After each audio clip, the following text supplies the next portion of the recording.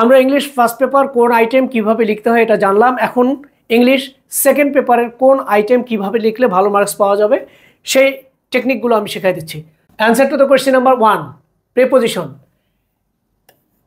A B C D E F G H I J, এভাবে A থেকে J পর্যন্ত এক পেজে 10টা আনসার সুন্দর করে লিখবে। প্রিপোজিশন রিভিশন দেওয়ার ক্ষেত্রে এ থেকে জে পর্যন্ত যে অ্যাপ্রোপ্রিয়েট প্রিপোজিশন কয়টা আছে এটা শুধু একটু দেখে নেবে। আর 2017, 2019, 2022, 2023 এই বোর্ডগুলোর সব সালের বোর্ডগুলোর প্রিপোজিশন দেখে যাবে, এখান থেকে কমন আসবে। মোস্ট ইম্পর্টেন্ট প্রিপোজিশনগুলো, অ্যাপ্রোপ্রিয়েট প্রিপোজিশন কয়েকটা আমি বলতেছি, আবার এখানে লিখেও দিচ্ছি। যেমন এখানে অ্যাবাইড বাই,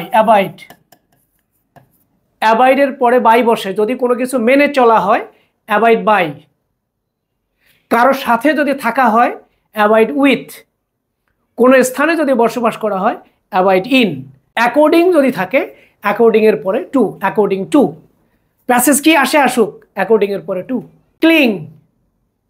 ক্লিংয়ের পরে টু, অ্যাক্সেস টু, অ্যাক্সেসের পরে to, belong to, beneficial to, এইভাবে বি দিয়ে পড়ে নিবে।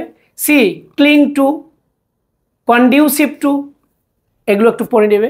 ডি দিয়ে আমরা ডাই 4টা একটু দেখে নেই।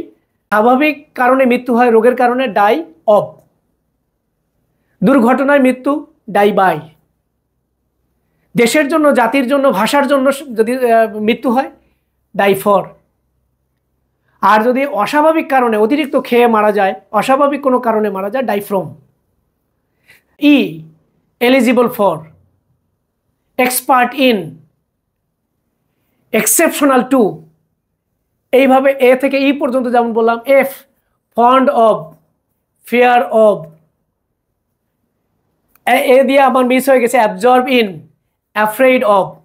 এইভাবে এ টু জেড অ্যাপ্রোপ্রিয়েট প্রিপোজিশন কয়েকটা একটু রিভিশন দিবে। এখানে হলো অন, ধরো যে এখানে ইন, এখানে অফ, এখানে for, at, down, in, of, for, from, এই ধরনের এ থেকে যে পর্যন্ত খাতার মাঝখানে সুন্দর করে অ্যান্সারটা লিখবে। আশা করি প্রিপোজিশন নিয়ে আর কোনো সমস্যা থাকবে না।